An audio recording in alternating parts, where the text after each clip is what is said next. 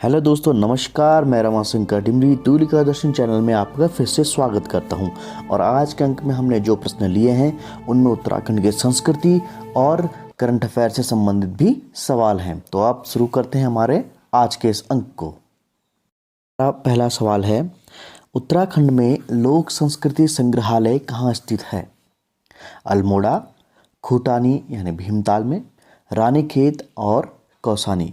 तो उत्तराखंड में लोक संस्कृति संग्रहालय जो स्थित है वह है खूटानी भीमताल में। विकल्प बी सही हो जाता है। तो आपको उत्तराखंड की संस्कृति से संबंधित करके भी इस तरीके के प्रश्न पूछे जा सकते हैं। हमारा दूसरा सवाल है, उत्तराखंडी संस्कृति में पिछोड़ा संबंधित है? और विकल्प देखते हैं, काष्ठ शिल्प से, हस्तशिल्प से, वास्तुशिल्प से या मूर्ति शिल्प से। और सभी लोग जानते हैं जो उत्तराखंड के संस्कृति से परिचित होंगे, जो पिछोड़ा होता है वह एक वस्त्र होता है, ओढ़नी होती है जो हस्तशिल्प से संबंधित होती है। तो विकल्प भी सही हो जाता है। प्रश्न संख्या 3 है, पहली गढ़वाली फिल्म कौन सी थी? मेघा आ, घर जवाएं, बटवारू या जगवाल। तो देखिए, कला से संस्कृति से रिलेट करते हुए इस प्रकार के प्रश्न भी पूछे जा सकते हैं। तो जो पहली गढ़वाली फिल्म है वह थी जगवाल और इसके निर्माता निर्देशक थे पराशर गौड़। तो आप इसको भी जरूर ध्यान में रखिएगा। प्रश्न संख्या 4 है, म्यूरल क्षेत्र में किस कलाकार ने विशिष्ट ख्याति प्राप्त की है? तैयब मेहता, सतीश गुजराल, राजा रवि वर्मा या कंवल कृष्ण ने। जो म्यूरल हैं उनमें जो ख्याति प्राप्त की है वो प्राप्त की थी सतीश गुजराल जी ने। तो विकल्प बी सही हो जाता है। और इन्होंने बहुत सारी सरकारी इमारतों में भी म्यूरल का काम किया था। प्रश्न संख्या 5, भूख की त्रासदी चित्र किस कलाकार का है? मंजीत बावा, रामकिंकर बैज, अमृता शेरगिल या के वेंकटप्पा। जो भूख की त्रासदी चित्र है यह चित्र था रामकिंकर बैज जी का। काफ़ी सारे लोग रामकिंकर बैज जी को सिर्फ एक मूर्तिकार तक ही जानते हैं, जबकि वे मूर्तिकला के अतिरिक्त चित्रकला में भी पारंगत थे। विकल्प भी सही हो जाता है। छठा प्रश्न है हमारा, उफ्तारा किससे संबंधित समूह है? देखिए, ध्यान रखिएगा इस सवाल का। उफ्तारा किससे संबंधित समूह है? चित्रकारों से, फिल्म, टेलीविज़न और रेडियो कलाकारों से, मूर्तिकारों से या उपरोक्त में कोई नहीं। जो उफ्तारा है यह है फिल्म, टेलीविज़न और रेडियो कलाकारों से संबंधित एक समूह जो कि है उत्तराखंड से संबंधित। और उफ्तारा की जो फुल फॉर्म है वह है Uttarakhand film, television and radio association. तो आप इसको भी ध्यान में जरूर रखिएगा। 7वां प्रश्न है, रविवार 25/7/2021 को तेलंगाना के किस मंदिर समूह को विश्व विरासत या विश्व धरोहर में शामिल कर लिया गया? और विकल्प देखते हैं, लिंगराज मंदिर, चिलकुर बालाजी मंदिर, हजार स्तंभ मंदिर या रामप्पा मंदिर। तो ये लेटेस्ट है कली का। तो आप सभी को पता होगा रामप्पा मंदिर को विश्व विरासत घोषित किया गया है यूनेस्को के द्वारा। तो विकल्प डी सही हो जाता है। अब देखते हैं 8वां प्रश्न, सिंधु घाटी के लोग माप तौल से परिचित थे, यह खोज कहाँ हुई थी? विकल्प देखते हैं, लोथल, हड़प्पा, कालीबंगन या मोहनजोदाड़ो।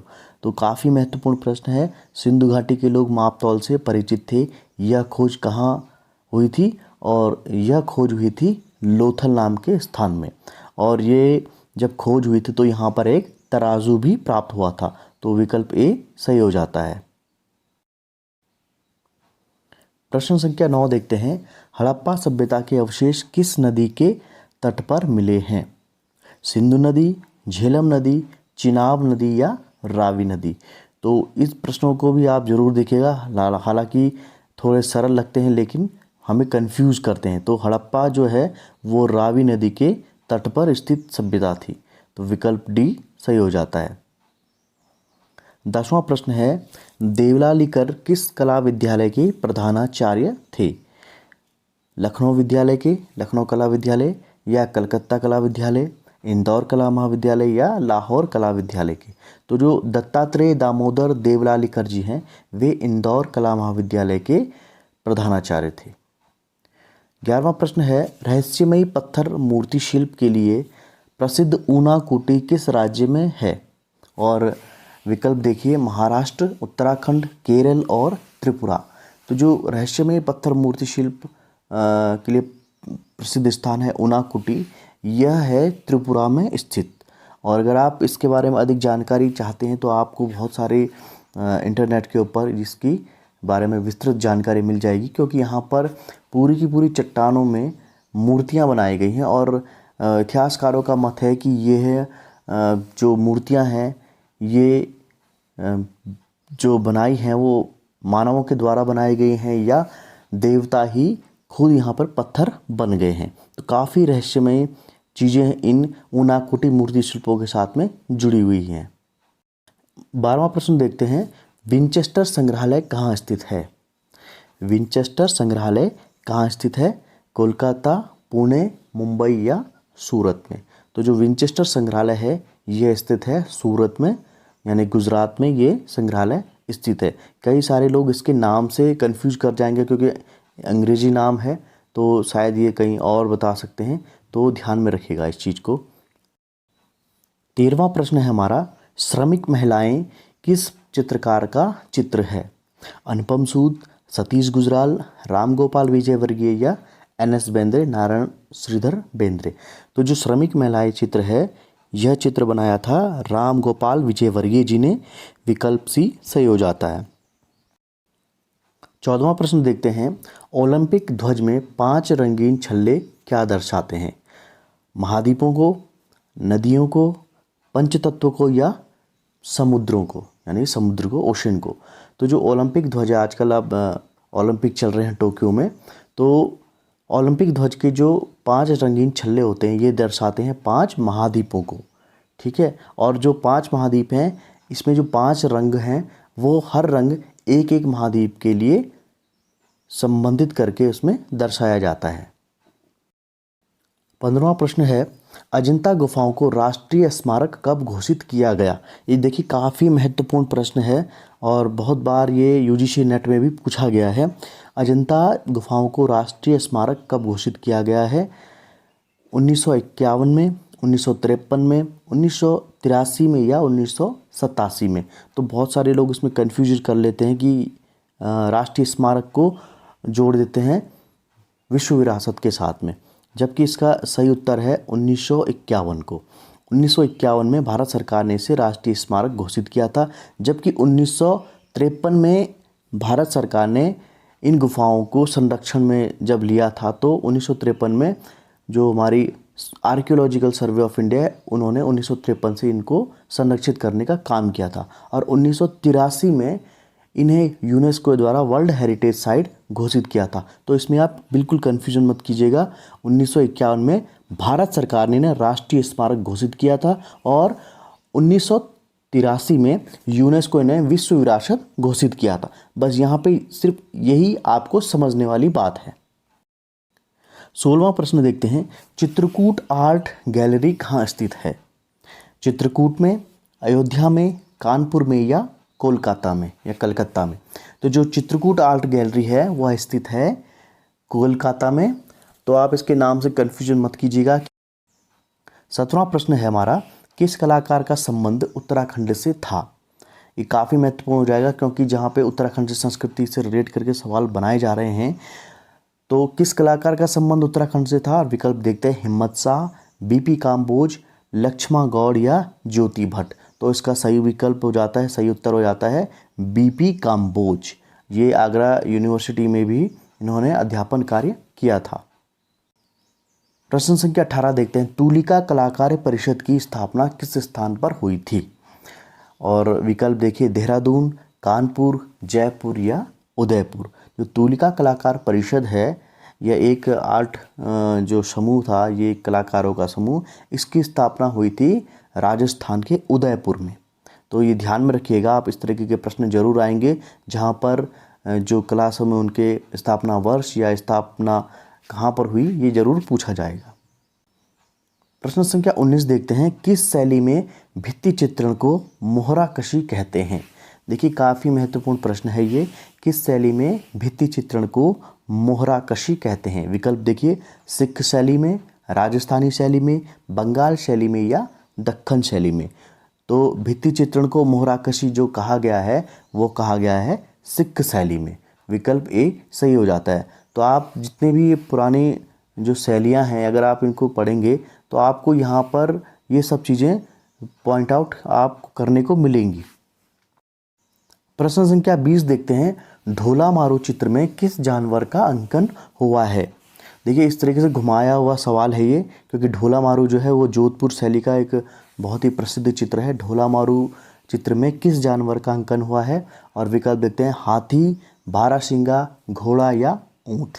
तो विकल्प इसका सही हो जाता है ऊँट, क्योंकि राजस्थान से संबंधित करके ये प्रश्न बनाया गया है। तो ढोला मारू में ऊँट को चित्रित किया गया था। विकल्प डी सही हो जाता है। पिछले अंक में हमने आपसे प्रश्न किया था, गोलघर नामक इमारत कहाँ स्थित है। बीजापुर, हम्पी, हैदराबाद या पटना में। तो बहुत सारे जो हमारे दर्शक हैं उन्होंने सही जवाब दिया है, और गोलघर नामक जो इमारत है यह स्थित है पटना में। ठीक है, और बहुत सारे जो हमारे दर्शक थे उनमें से कुछ ने बीजापुर भी कहा है। बीजापुर में जो है वो गोल गुंबद है, तो आप गोल घर और गोल गुंबद में कंफ्यूज मत कीजिएगा। और गोल घर के बारे में आपको बता दूं, 1770 में आई भयंकर सूखे के दौरान लगभग 1 करोड़ लोग भुखमरी के शिकार हुए थे।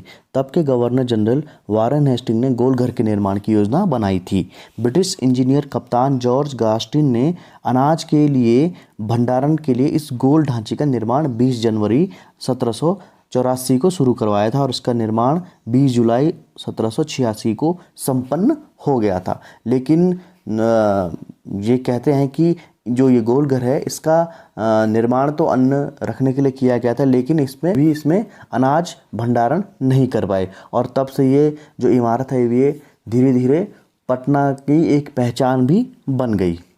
सबसे पहले सही जवाब दिया है धर्मेंद्र कुमार हरिद्वार से, विनोद चौहान उत्तरकाशी से, स्वाति रावत कोटद्वार से, सुभाष सिंह वाराणसी से, नितिन सैनी रुड़की से, प्रधान विनय हरिद्वार से, नवनीत कुमार यादव जौनपुर से, कविता नाथ देहरादून, सुबोध गिरी चंपावत, रामवीर सिंह उत्तरकाशी से, अनुभव देहरादून, आदित्य नौटियाल टिहरी गढ़वाल, पूजा रावत देहरादून, दीपक पटेल वाराणसी, बनीता हरिद्वार से, प्रदीप यादव जगह का नाम नहीं लिखा इन्होंने, अनिल कुमार सहारनपुर, जगदीश रावत देहरादून, मनोज शर्मा कुशीनगर, धीरज सिंह दिल्ली से, प्रतिभा गंगवार बरेली से, कामना भट्ट बद्दी हिमाचल प्रदेश, अरुण पांडे गोरखपुर से, भावना मौर्य, संध्या नूनू इन्होंने भी अपनी जगह का नाम नहीं लिखा है, कंचन यादव, ममता मुदगल अलीगढ़ से, मीनाक्षी खन्ना रुड़की से।